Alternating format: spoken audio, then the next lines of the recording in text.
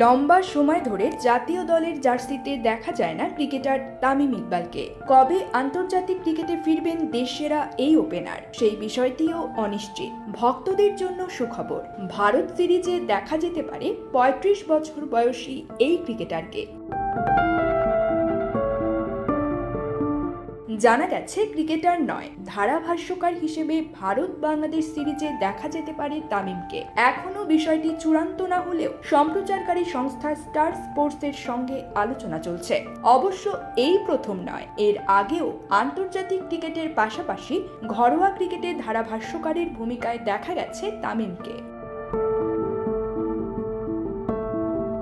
নানা সময়ে ধারাভাষ্য নিয়ে নিজের আগ্রহের কথা জানিয়েছেন তামিম। অবসর পরবর্তী সময়ে ফুল টাইম ধারাভাষ্যকার হিসেবেও দেখা যেতে পারে এই ক্রিকেটারকে। ধারণা করা হচ্ছে অতিথি ধারাভাষ্যকার হিসেবে আসন্ন সিরিজে দেখা যেতে পারে তামিমকে। তার পাশাপাশি জনপ্রিয় ধারাভাষ্যকার আতাহার আলী খানকেও দেখা যাওয়ার কথা রয়েছে এই সিরিজে।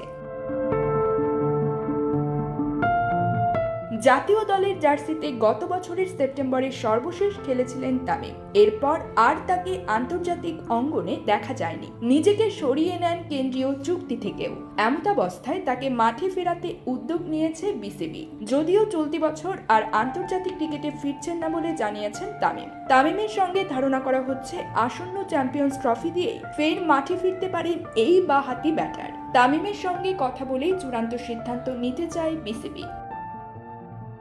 Sports desk, UKBD time.